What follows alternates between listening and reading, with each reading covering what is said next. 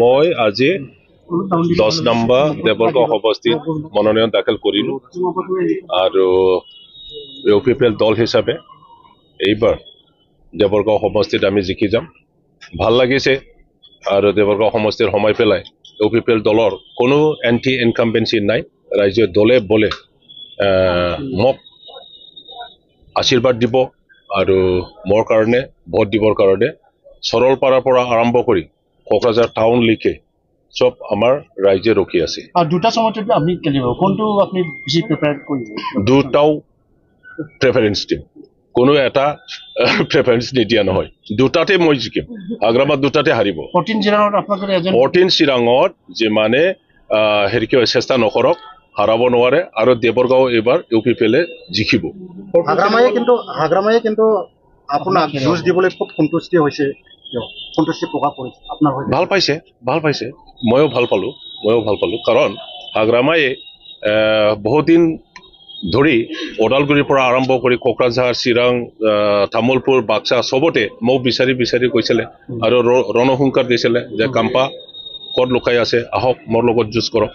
এতিয়া মই উত্তৰটো দিলোঁ।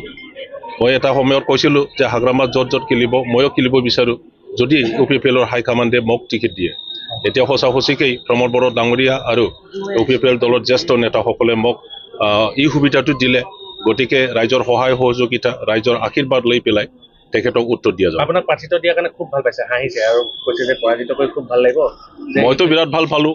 এইবাৰ জীৱনত হাগ্ৰামাক হাৰাব পাৰিম দুটা সমষ্টিত, ইয়াতকৈ ডাঙৰ আৰু মোৰ ভাগ্যত আৰু কি থাকিব। ইউপিপিএলৰ প্ৰমোদ বড়োক চেলুট দিছে আপোনাক প্ৰাৰ্থিত্ব দিয়াৰ কাৰণে, থেংক ইউ দিছে। ভাল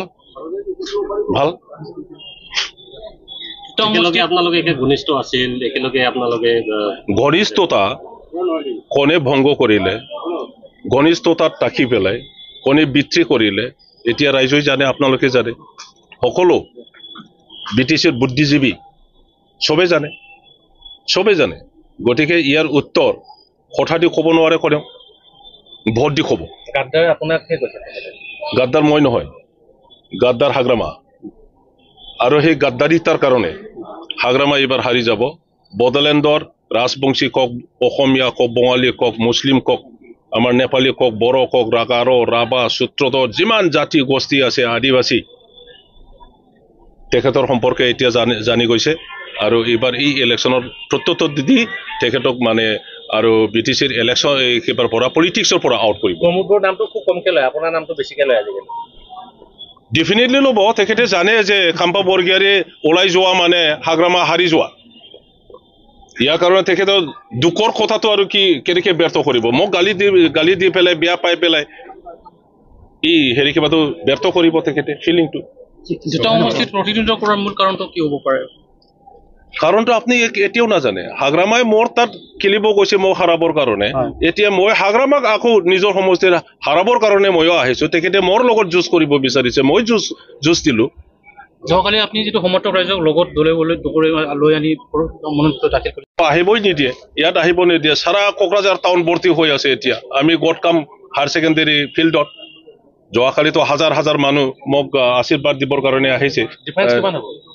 ডিফাৰেন্সৰ কথাটো আপোনালোকে ক'ব।